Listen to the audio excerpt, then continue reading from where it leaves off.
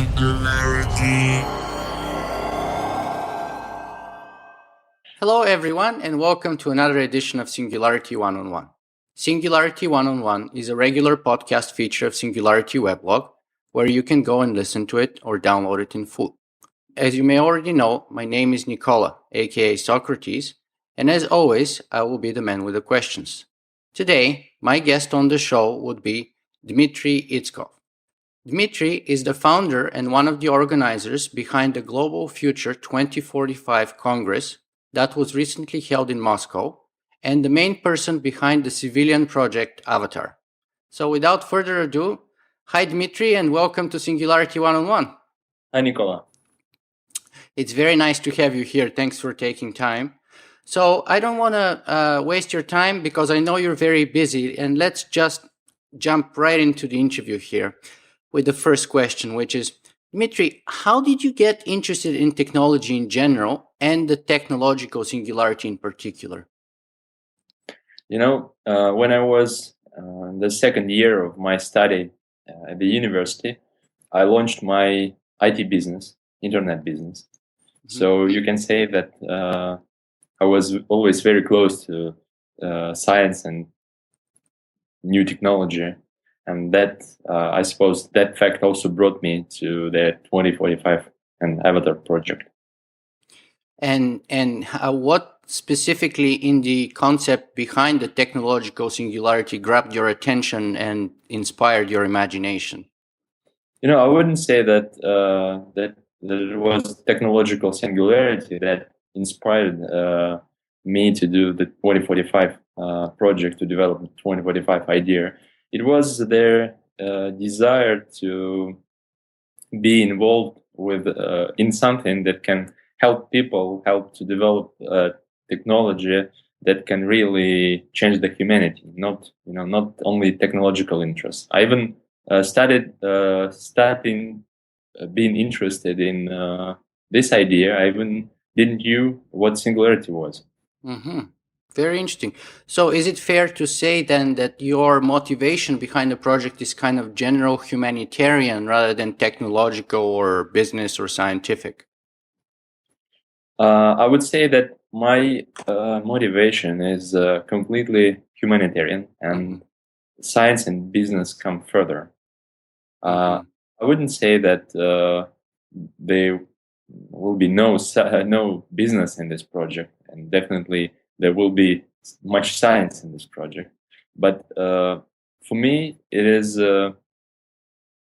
most important that we in the future reach the result and make this technology real. And I would even be happy if somebody does it for me, not me personally.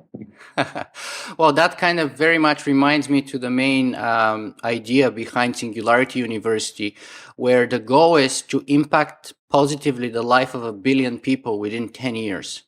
And of course, people are advised to accomplish that via self-sustaining entities such as companies, bringing in new technologies online and inventions and so on. But the ultimate idea is impact, positively impacting the life of 1 billion people within 10 years. So it seems like your goal is very similar indeed. My ultimate idea is to develop a new strategy for the humanity, which can help people to overcome all those crises that we face now. We are facing now. Yeah, we are indeed living in a very volatile and turbulent time. So perhaps now is the best place to move on to the purpose and the idea behind your organizing of the Global Future 2045 conference. My main idea was to create a worldwide network of scientists and to draw attention to those very pressing issues for the humanity, like development of the technologies, like variety of crises, like necessity to develop a new paradigm for the society. So I wanted to initiate a global discussion and to make significantly increase their number of scientists that is involved in my project. So that's why I gathered people, and what I wanted was to make their project really big and international. Mm-hmm. And so, how did it unfold? I know that the recent conference was organized in Moscow just a few weeks ago. I almost made it there, were it not for a family emergency. I would have probably been there because it sounded like a fantastic event. So, from your point of view as an organizer, was it a successful event? For me, it was more than successful because there were many people inside, many scientists, many new contacts, good discussion after, and new ideas, new proposals to each other. I mean, many scientists, some businessmen which attended the Congress. So their real network of avatar of people who are interested in the future, who want to make our world better. This number of people significantly increased after the event, and that was the main result for me. Yeah, and I can say for myself that I've been seeing a big impact in terms of public relations that conference has had, because I keep seeing your name and references to the conferences all over the place. But let's talk a little bit more about perhaps the most important project or goal of that conference, which is the so-called Project Avatar. Mm-hmm. So first of all, recently there was an announcement by the Pentagon that they are going to be investing $7 million from this year's budget to creating a military project Avatar. So how is your project different than the Pentagon project, or is it? What I did is I announced my Avatar project during the Singularity Summit. Yeah, I was there. I saw your speech. It was fantastic. Like half a year ago. And my initial goal was to develop not a military project, but a project which can help people and do something for the civilian hands. So although Pentagon did much for such project to come true, I don't find their ideas of having such robots and having such brain-computer interface for military purposes. I don't find such idea of having such avatars like warriors. I would like to see in the future that such technologies would help disabled people, would help those who are quadriplegic or paraplegic, would help us to see perfect brain-computer interfaces for controlling robots for emergency situations. I would like to see those people who are blind and deaf and probably dumb, full members of our society back to life. I would like them back to life. Yeah, that very much goes to your humanitarian motivation, which is fantastic. I agree entirely with you. Such a powerful technology is dangerous to be adopted first in the military realm. And it can actually have a serious negative externalities. It can hurt our civilization, perhaps in general. So how do you see your project in terms of benchmarks or goals that you have placed into the future for the next decade, 2 or 3? How do you see it unfolding? What are your goals and the steps that you would take? The first step is human-like robot controlled by brain-computer interface, and I think that it is quite feasible in the next 5 to 7 years. What has not been done yet is probably perfect energy supply for the avatar, which will make it really autonomous, and probably brain-computer interface, which is at now level of at our level of technology is very simple and has little speed of data transfer. So I see that on the other hand, much work has been done. Like DARPA already has a bipedal robot running. Yeah.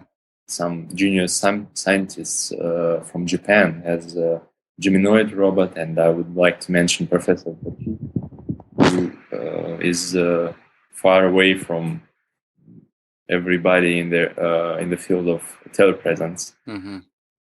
So I would again stress that in the period from 5 to 7 years, inventing such avatar is quite feasible, because I know that many scientists are concentrated now on such technology. But very important, Avatar A is to achieve some intermediate goals during the development of that robot, like producing perfect artificial limbs for people, like dividing this project into parts that can be realized earlier and start helping those people who need our help. That's fantastic. And what's the next step after you get the sort of step one of the avatar robot? Then comes Avatar B, which will be based actually on the Avatar A, but the main point of the project is to build a life support system for the brain and to connect it to Avatar B such a way that we would be able to transfer 100% data from Avatar to our brain. And the thing is that developing such robots, such system for the brain and connecting them, we can give new life to those people who are at the age of dying, who are absolutely paralyzed, like Stephen Hawking, for example, who really still have their personality, who really still have clear mind, but experience some serious problems with their health. Physical disabilities and so on, yeah. So we will be able to develop something that will really save their personality, but not will link them to their hospital. While the avatar will allow them to be really free in our society. And what's more, I think that Avatar B will really help the science. I mean, such ambitious goals will help science to go further in understanding how brain works, and probably how consciousness works, because the effect of telepresence is something very interesting which has to be studied more thoroughly. So then step two of what you just called Avatar B is expected to be within the next, 10, 20 years? Actually, we can start connecting our Avatar A as soon as it is developed to their brain. So the first stage will be in parallel with the creating of Avatar A process. But what we also have started is getting proposals from scientists how to really extend the life of our brain and how to produce a life support system for the brain. So I would say that really challenging task will be to transplant human's head and probably transplant human's brain to the Avatar A, or probably there will be no need to transplant it, because if we have a stable connection, probably body could stay in the body, for example, of quadriplegic person could stay in bed, and the person will be able to operate their avatar. It sounds for many scientists, it sounds a little bit contradictional to launch this project, but for me, it's very important to discuss ethical questions from the very beginning and to understand that the science is here to help people, not to be blocked, by some thoughts and some fears. We have to understand that those people who suffer also need help, and what we need is to invest our time and money and abilities to help them. And although it sounds controversial, transplanting brain, transplanting head, even if it help few people in the future, it's worth doing, I suppose. Yeah, and I congratulate you on raising the ethical dimensions and issues that we must confront as we are progressing towards those goals.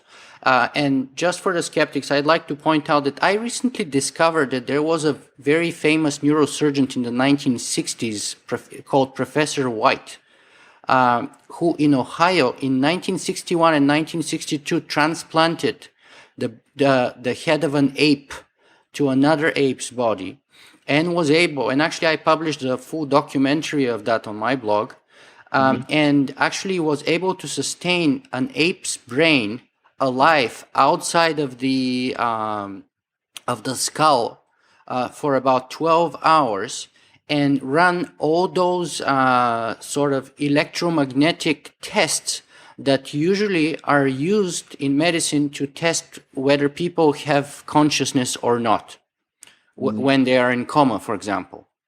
So I'd like to say that it's been about 50 years since somebody actually did much of the work that you described in apes. And actually, he had a number of invitations from what was then the Soviet Union, and there was some archival footage of tests that were done at that time in the Soviet Union, mainly with dogs, and they had two-headed dogs. They had a dog head sustained alive without the body, basically with a machine. And that was 50 years ago. I was going to mention exactly that Soviet experiment was actually the Russian scientist, Professor Demikhov, who first transplanted dog's head and who first really showed that such process is absolutely real. And of course, I'm aware of Dr. White's research, and unfortunately, he passed away in 2010. Yeah. But I think he showed to everybody that this project that I'm going to implement now was very feasible. Nothing unreal. Just the science is the sphere where we have to set up ambitious goals and pay attention to them, invest our time in them, and that will definitely lead us to some very good and efficient result. So, of course, transplanting humans' brain sounds a little bit strange for numerous people, but even Robert White sounded, I would say, freaky for most of the people, but still, I suppose that if such branch of research, if such direction of research become popular, science would probably achieve fantastic result in a decade. I think. And we would probably be able to eliminate the problem of totally paralyzed people. And there's people who, for example, have problems, fatal problems with their internal organs, and we will save their brain. We will save their personality. We will save them for their relatives. We will have them in our life. Imagine if some genius people like Einstein, like Leonardo da Vinci, like Leo Tolstoy, continued living, continued being with us. How many genius inventions would have happened in this case? Yeah, so, absolutely. I think one of the goals for me is to explain people, to show them that it's not dangerous, it's not for bad, it's not for military purposes, it's for helping them and their relatives, their friends stay with us longer. To give them, to give them an option. We have to go to give people an option of living longer, increasing their longevity, and not to leave this world. Dmitry, that all sounds fantastic, especially because if I recall, when I was probably a very young child, I was reading Russian science fiction written by Alexander Belyaev, and there was one in particular called Professor Dowell's Head. And that story was written in the 1920s, and it was precisely about head transplantation and, people using new bodies and so on. So all of that, which used to be totally science fiction, totally impossible, now, as we've noticed already, Professor White and in Russia, people have made very substantial progress towards that goal. And the next step would be, of course, in humans.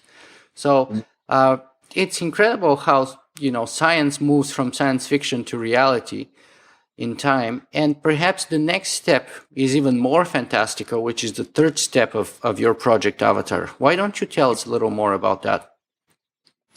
I would say that third project of Avatar scheme is devoted to the development of their artificial brain. The means, their idea of the project is to produce reverse engineering for the brain.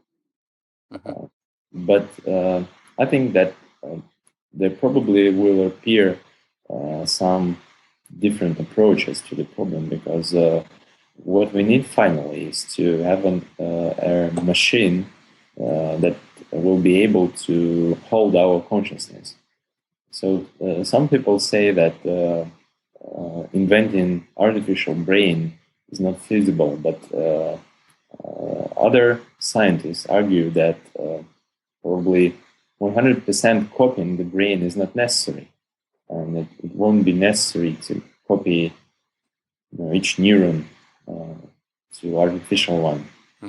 So I think that is also very important to draw attention of people that such project is feasible. And personally, I'm aware of more than 15 teams working on this idea, probably not for the same final purposes like I do, but still interested in the brain modeling, and still interested in understanding how brain works and how consciousness works. So I think to make our dream of producing substrate independent carrier of the consciousness will be connected with their providing such research with the real social mandate. So that's why I suggest developing such project in their Avatar scheme. Like, I think it's very consequent to, after producing Avatar A and Avatar B, to develop really artificial brain, non-biological brain that will make our body completely new. I mean, that will allow us to be more advanced creatures, to evolve further, to make this evolution controlled, to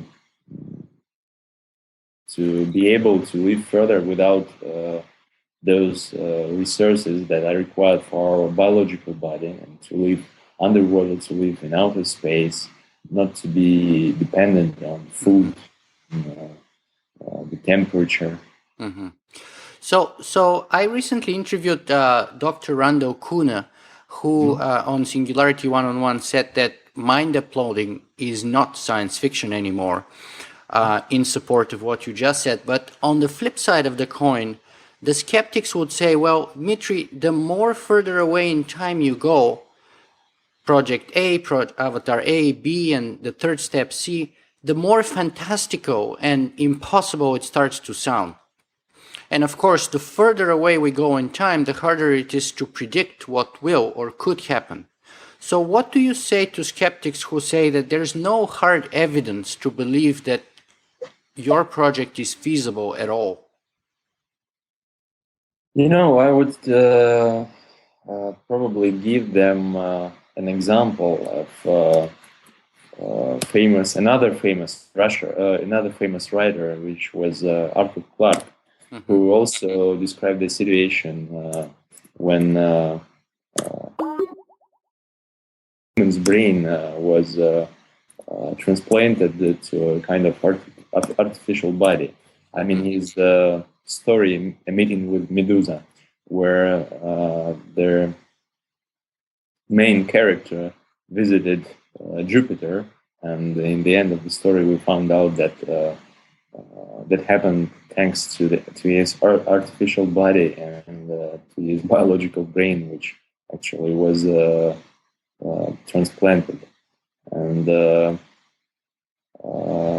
I mentioned Arthur Clarke because he actually gave the 3 stages of any new and bold idea. And first stage was that people found any such idea crazy and say that it said that the idea was not feasible. The next stage was that every such idea was feasible but was not worth doing. And the third stage was like everybody said that always believed in such idea. So I think that it was a good mention in that science fiction and those people like Belyaev and like Clarke really inspired us and science for moving further to our future. And to those people who show skeptical attitude, I would say that it's a kind of fear, a kind of shock, of future shock, like Alvin Toffler showed in his book. I would say that we have to think more of the benefits of such technologies for the humanity, and I think that we should be more free. We should dream more, and thanks to that, all our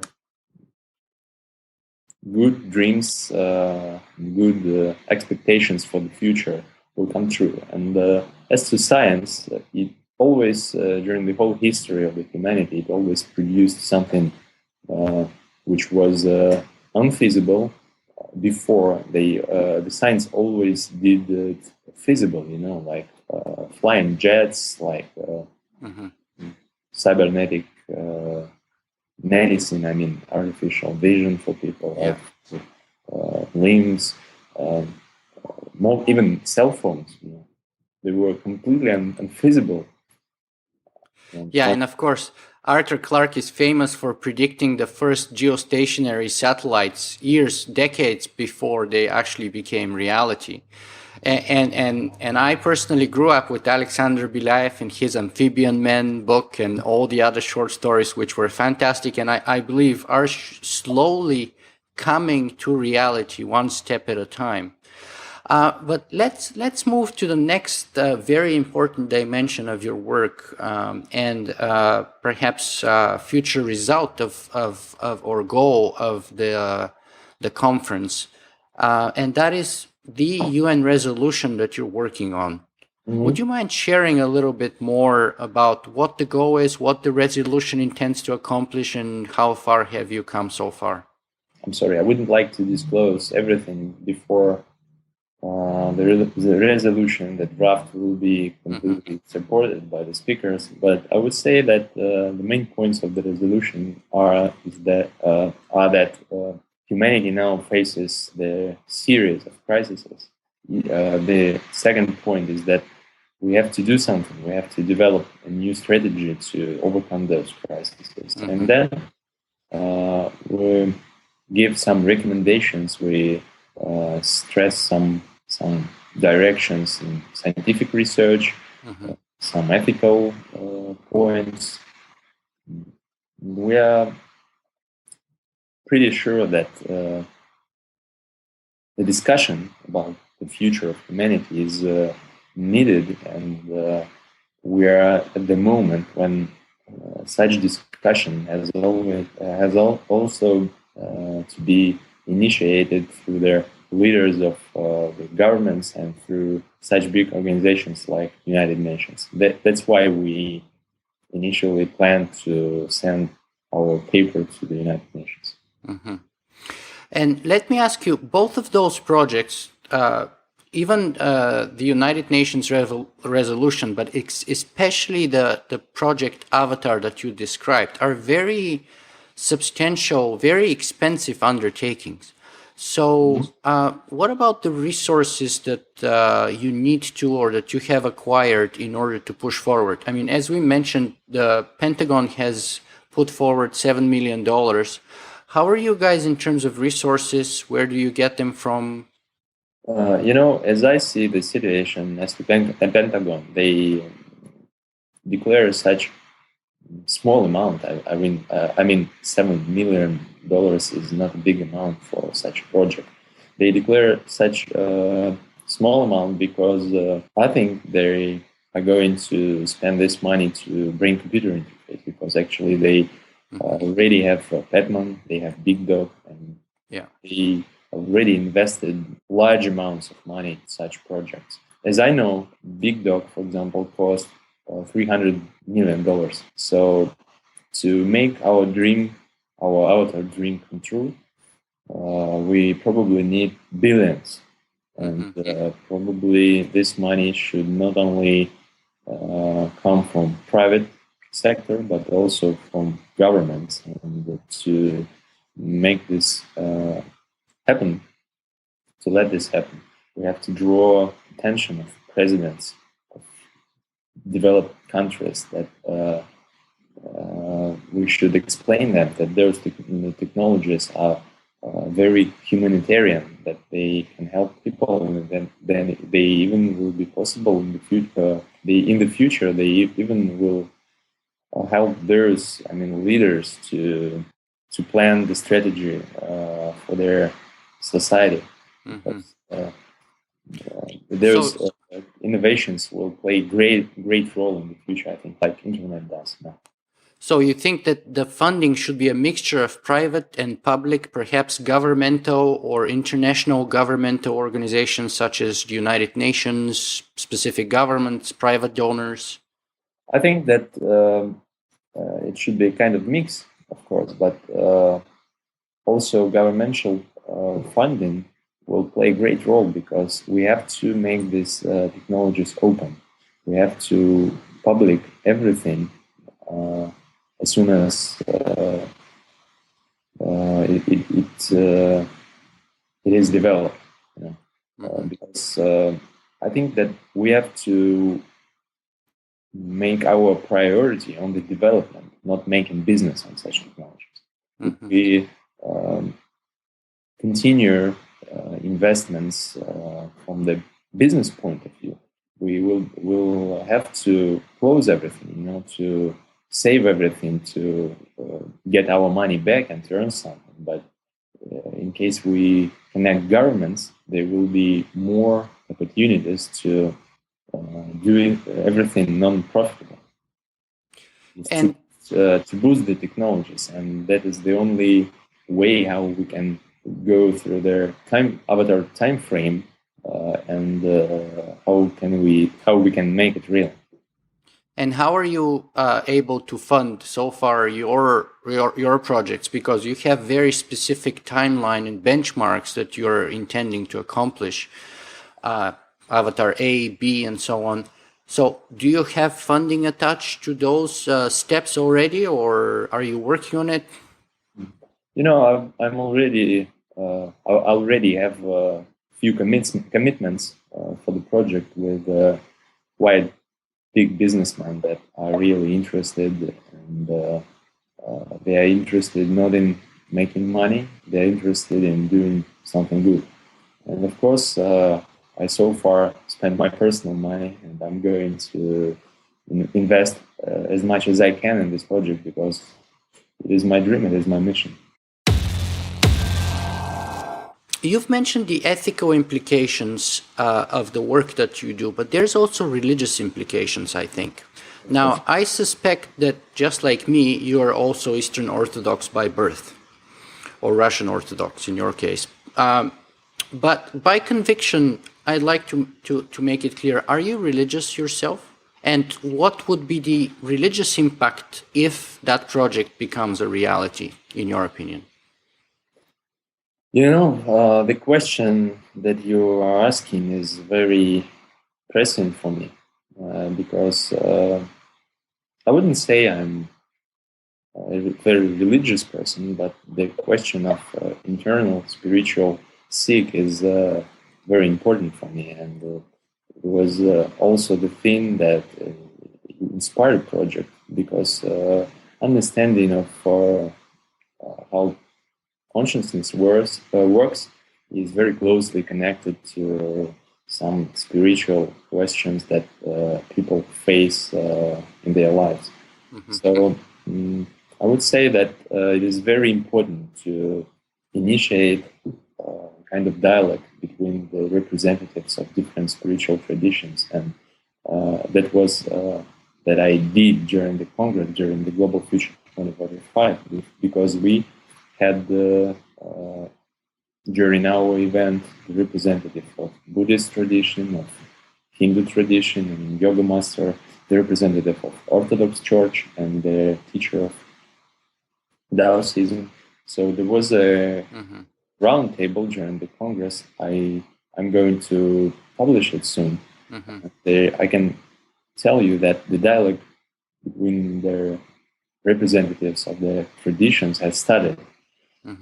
What I suppose necessary, what I think is very important for us is to stop separating science and religion and try to unite even those people and to develop our new paradigm with the help of that experience that definitely those spiritual people have.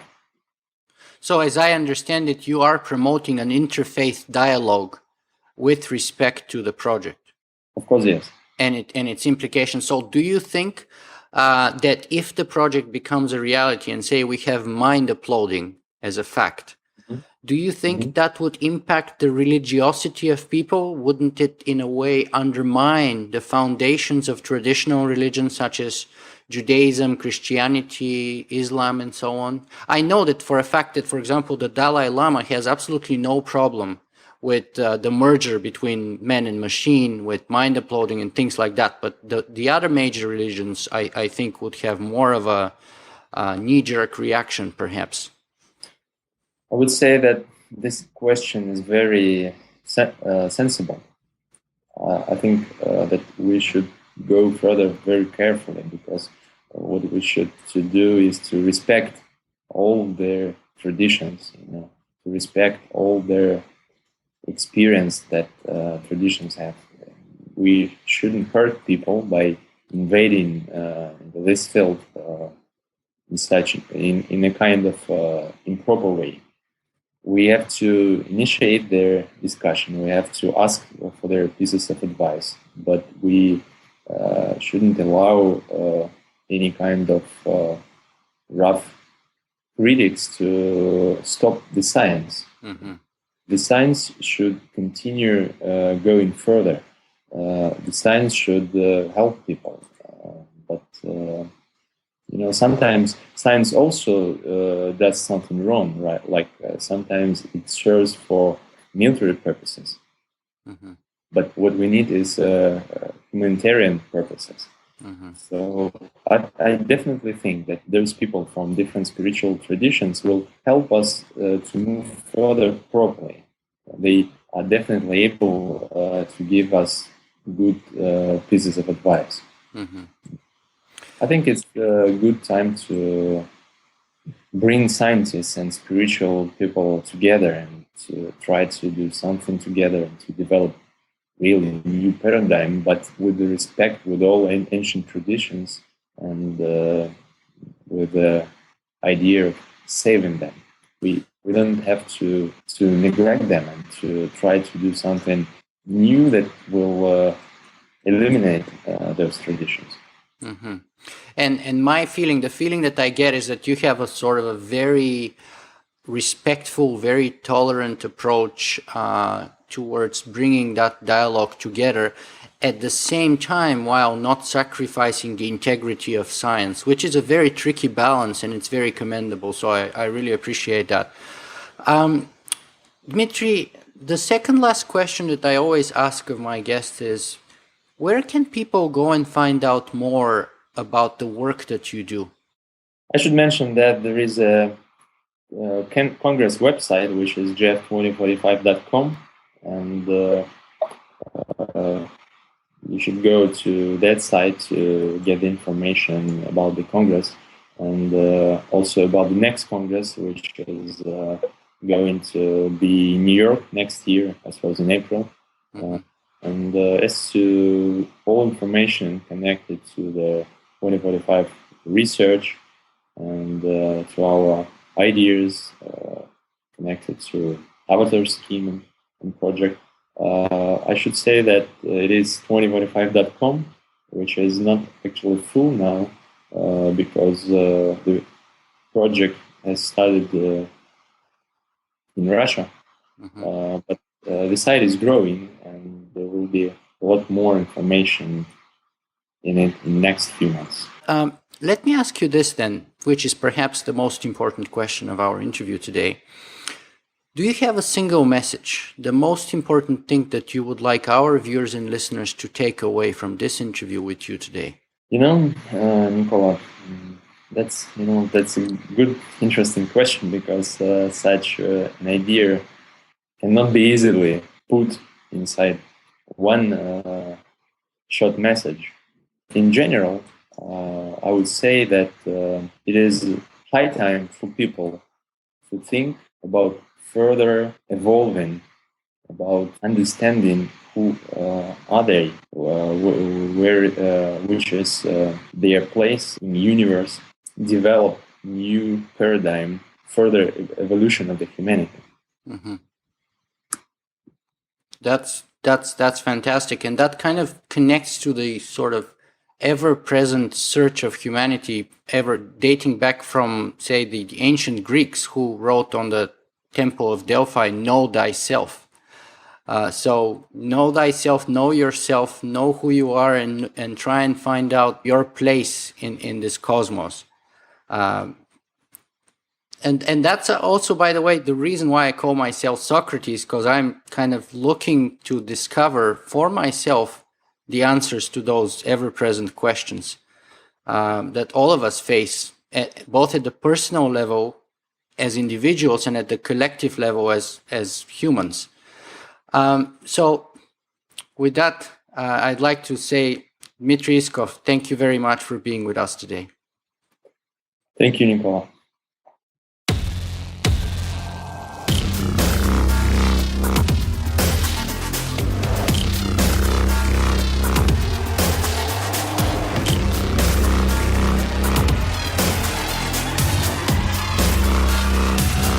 Singularity.